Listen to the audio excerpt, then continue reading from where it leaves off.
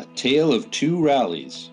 Residents braved the rain to show their support for Arlington police and for police reform. Arlington diners take to the streets, literally. And what's with all the shoes? Stay tuned for the answer, up next. From McLennan Park to Spy Pond, from Poets Corner to the Mystic River, we have Arlington covered. We're your neighbors, a friend you can turn to. This is ACMi News. Hello, welcome to ACMi News. I'm James Milan.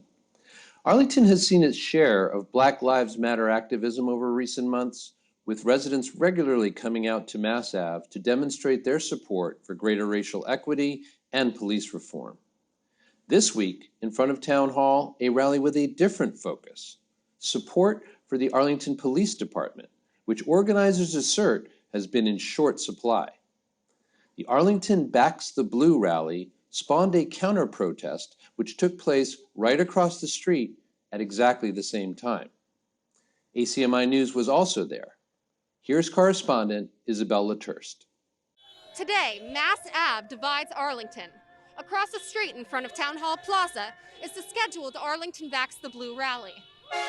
Behind me, there's the counter-protest, which is spreading messages such as Black Lives Matter and police reform.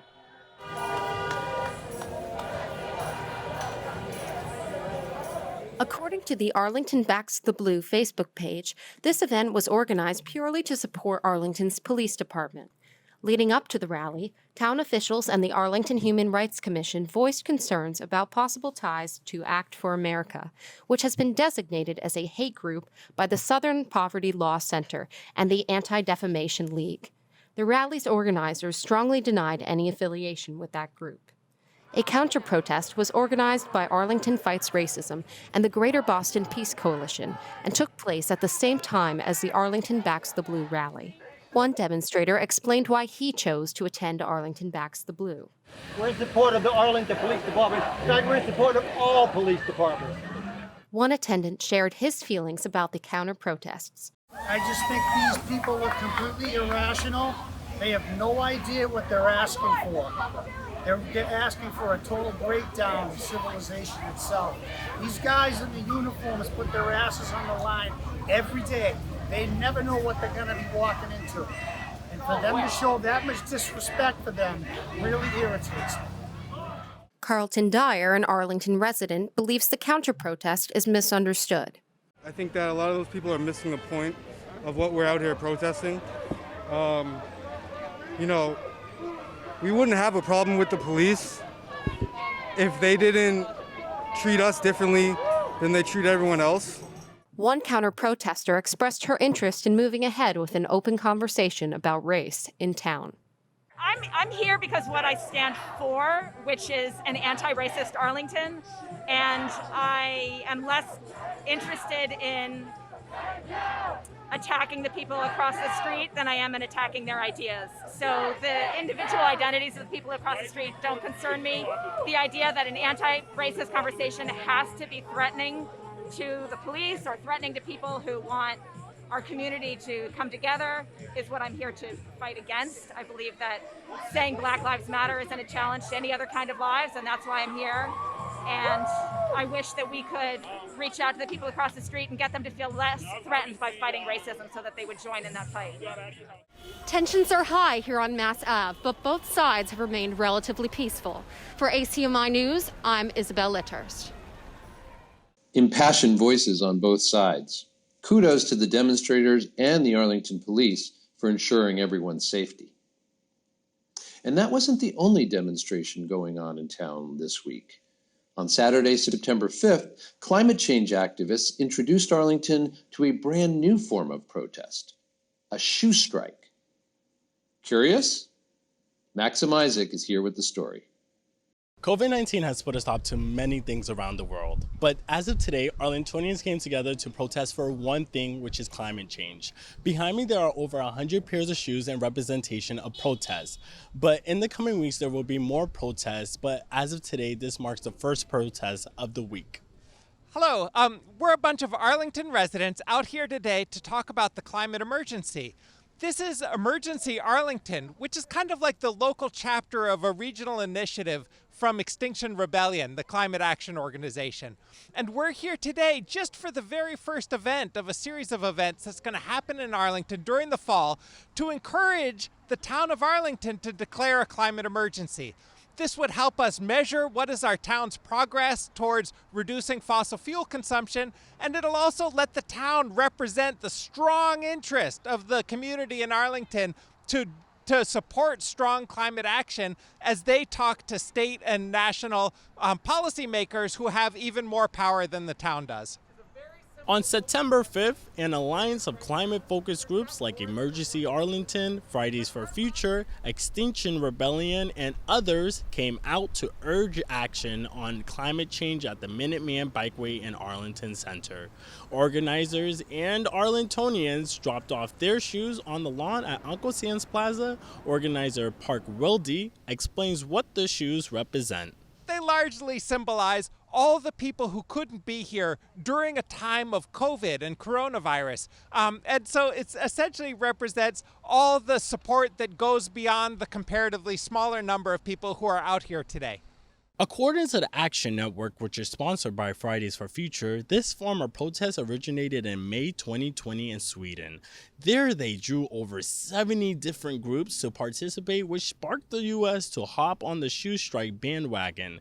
According to Action Network's website, their ultimate goals are to strike for less emission of greenhouse gases like carbon dioxide, for less use of fossil fuels, and to push for lawmakers to declare a climate emergency. One Arlingtonian who participated in the protest believes education is the key for those who may not believe in the cause or understand it. Deniers just have to get educated. It's really, I was there a year ago not thinking it was as dire an emergency as it is, but if you go to I think it's Yale360.org or a lot of websites or XR Rebellion's websites, you find the information and you can't help but be moved to action. As the event came to an end, one volunteer declared it a success. I think this was very successful. I mean, like I said, people in Arlington get the idea. They just need to be mobilized to action at this point. Very receptive, lots of honks, lots of people taking flyers, and I think we're building something great here.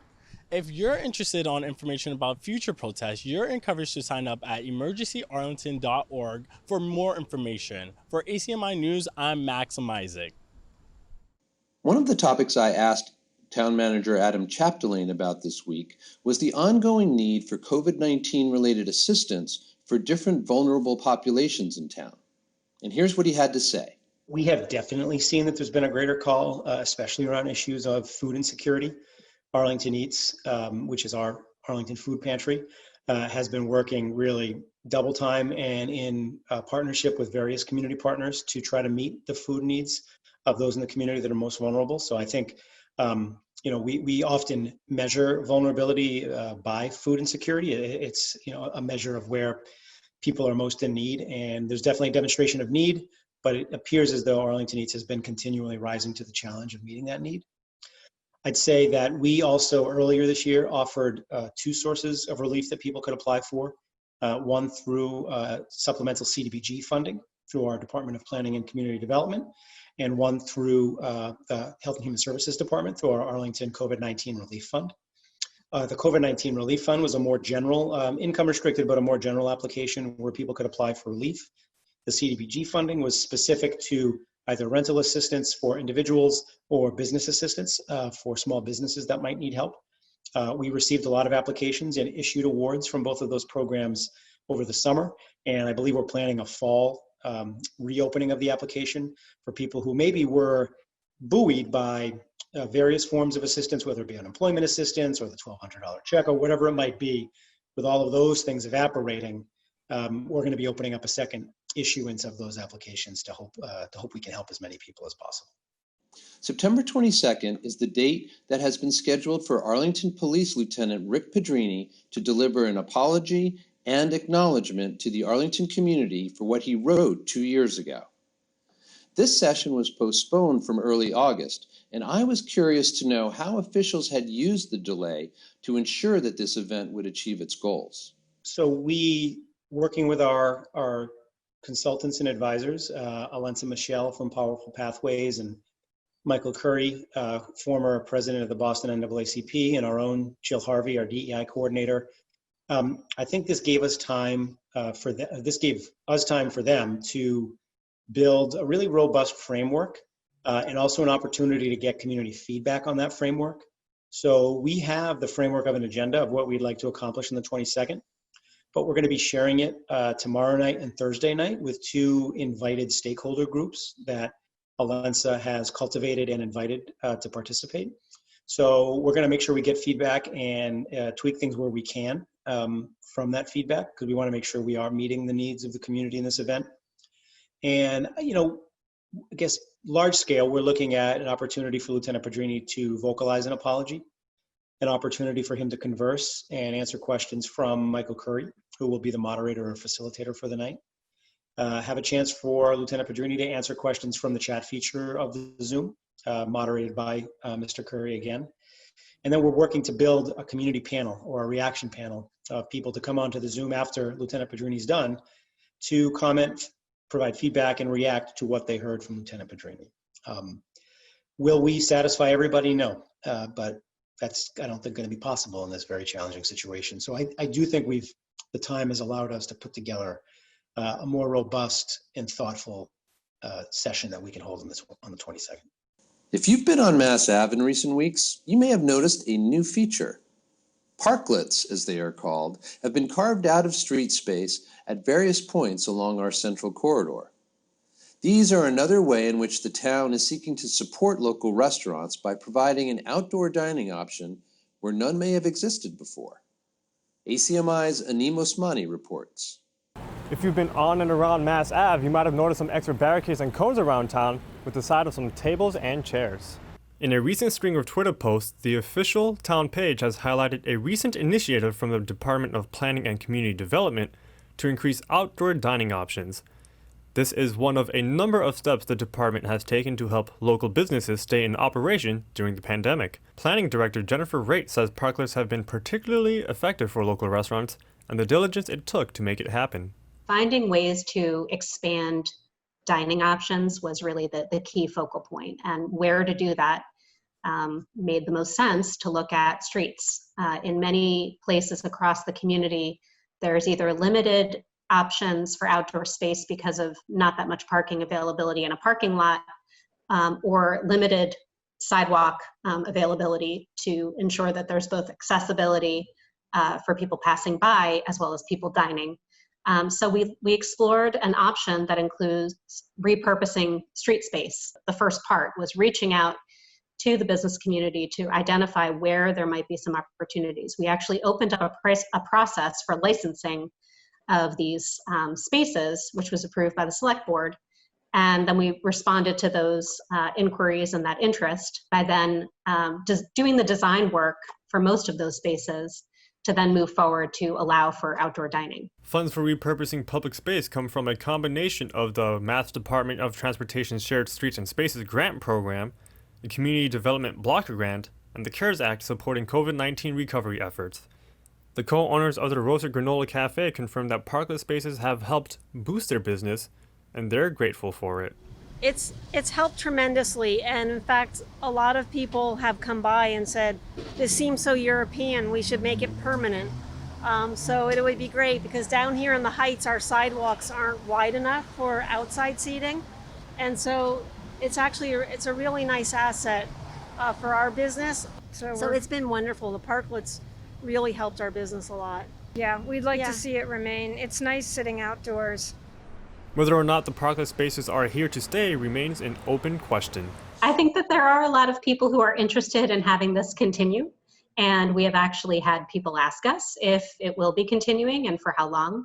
The permits technically were meant to expire at a certain point in time, so we will be revisiting this with the select board to look at ways that we can continue to support the business community outdoors.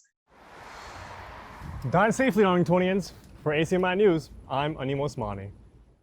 Looks like we've got some great late summer weather coming up, so maybe we'll see you out there on Mass Ave enjoying some local street fare. We try to keep you abreast of all the latest news and information on our ACMi News Facebook page, and you can find this newscast and lots of other great content on our website at acmi.tv. Thanks for joining us this week, and remember, please, take care of yourselves and each other. For ACMi News, I'm James Milan, and we'll see you next time.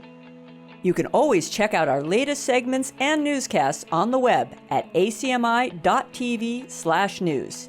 And don't forget to like us on Facebook and follow us on Twitter and Instagram at ACMi News.